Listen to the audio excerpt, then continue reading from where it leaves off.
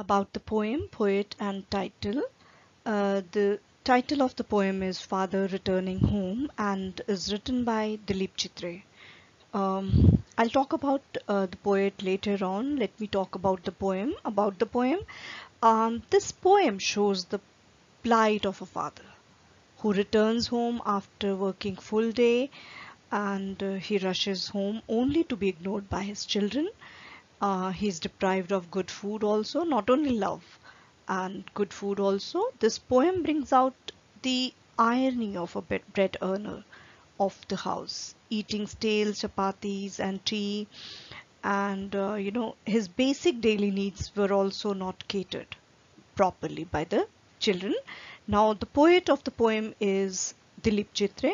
He was one of the renowned writers and critics of the post-independence era.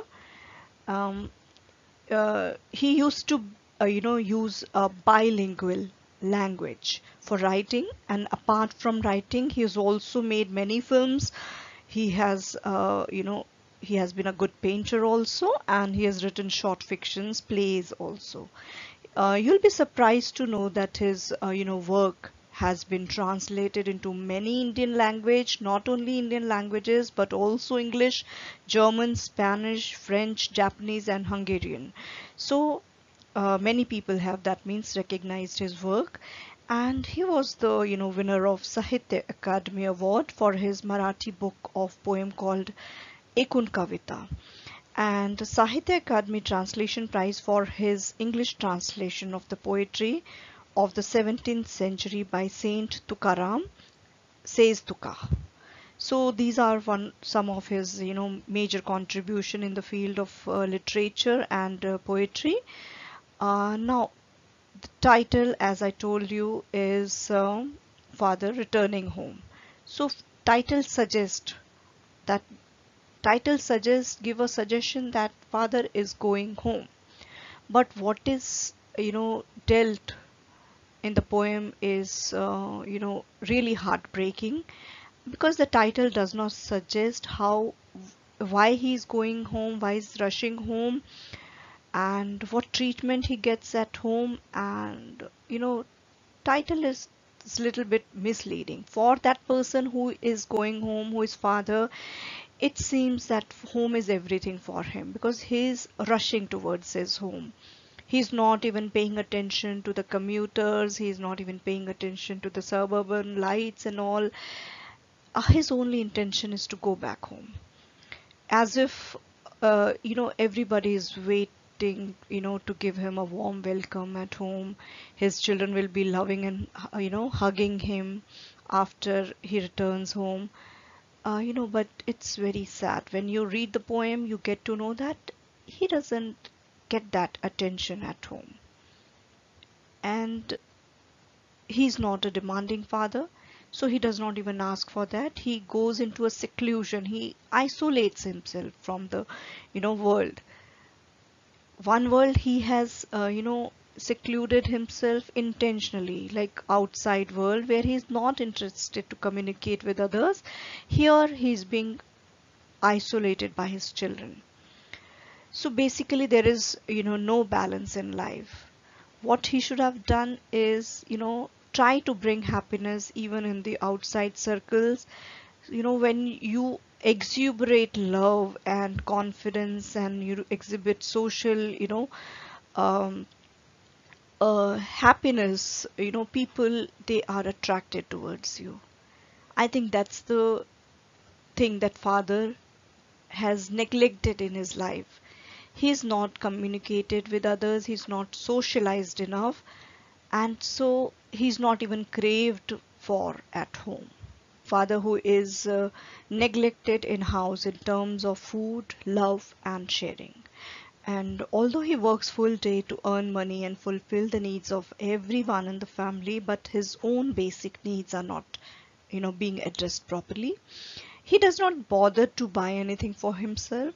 That means he's of a sacrificial nature. His comforts are not met, and so as to give him, um, he has his, limited wants and needs. By limiting his wants and needs, he's trying to provide for others. maybe he's not able to earn lots of money. So there is a gap between his children and him, and the reason is not mentioned for this gap, but we can assume that there is a age gap and the young kids are not able to relate to him, or the children have dissatisfaction that his father is not able to earn more and provide for a better living for them. So he's earning enough to spend support the basic needs of his kids, but can't provide for luxuries, and perhaps that's the reason children have distanced themselves from him. Now, the poetic devices of the poem. The poem is written in two stanzas of 12 lines each. It is written in free verse, with no particular meter or rhyme scheme followed here. And there is a lack of rhythm also, but it flows like a story. The language is very easy and simple, but full of symbolic expressions and poetic devices like simile. There is a use of vivid visual imagery which depicts the heartbreaking alienation of father from his own family and also from the outside world. So the poem is in the first person narration, and it is a dramatic monologue. There is a detailed imagery which depicts his isolation, his pain, his misery, his seclusion. And the other figures of speech used in the poem are personification and transferred epithet. Personification is used in suburb light slide past his unseeing eyes. Okay, so suburb lights have been personified here, and transferred epithet is used in the lines like fade homeward through the humid monsoon night. Here weather is humid, not the night. So the epithet has been transferred here. And then in one more line, I see him drinking weak tea. Here the tea is not weak. It is he who is weak. All right. So that's all about, the poetic devices. There's one more, onomatopoeia, listening to the static on the radio. So this is also one of the figure of speech which is there in the poem. So that's all about it. Now, special feature, message and moral of the poem. The use of informal language and an easy style is there to get deep into the sadness and alienation faced by him. In this is the special feature of this poem, and he uses Marathi words like chappals and chapatis, and this is the use of bilingual to bring out more effect. That is one of the special feature of this poem, and it suggests that the poet is more focused on the plight of the father rather than using English terms and making it totally English.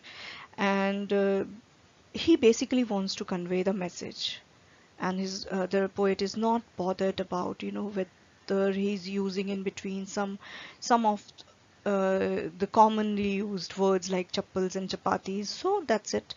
Now, how he is forced to retire into solitude, that's the plight of father.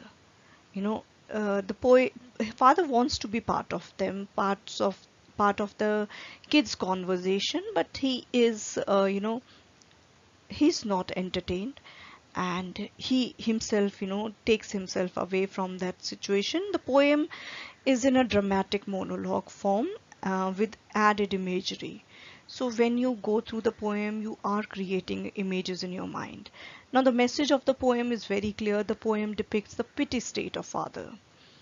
uh, it is absolutely heart-wrenching portrayal where the breadwinner of the family is not given the due respect and status. And this poem, you know, sends a strong message of compassion and care for elderly people who do a lot of things for us and for others, but in turn they get neglected and ignored. And this poem inspires us to take steps to reach out to them and to be warm with them, and to be, respectful to the older generation. They deserve our attention. They deserve our love. They have given us a lot of love when we were young. So you see, you talk to elderly people, their eyes, they brighten up, and they don't ask much. Only, you need to talk to them.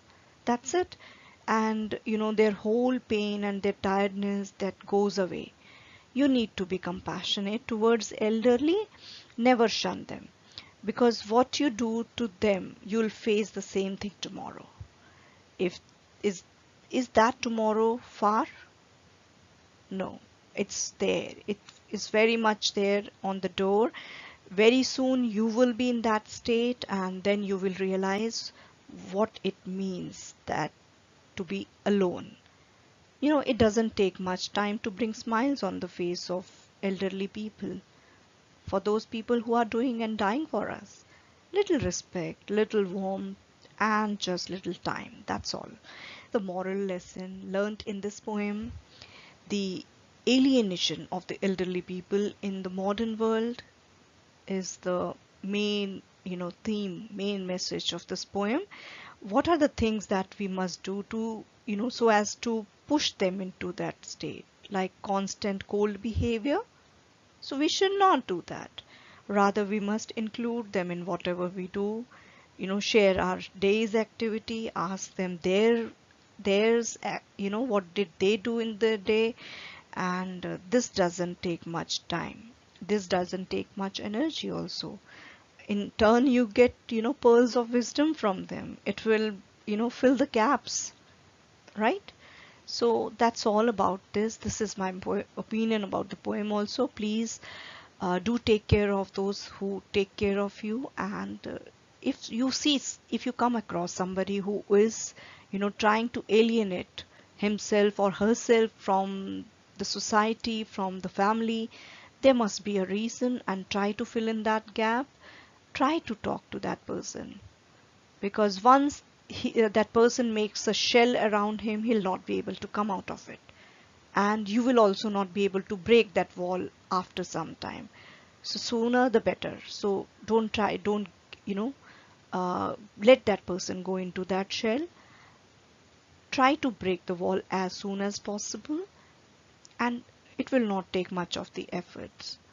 Only, while coming, going, just say hi, hello to them. Not only hello to them, just talk to them few lines, and that's it. Give them some task, tell them to read, show them some good, Netflix movie. Talk to them. That's it. So that's my opinion about this poem, and we shall be seeing you in the next video lecture. I'll be covering the next poem, and the title of that poem is Money. Thank you very much, and keep watching our channel. Have a great day. Bye bye.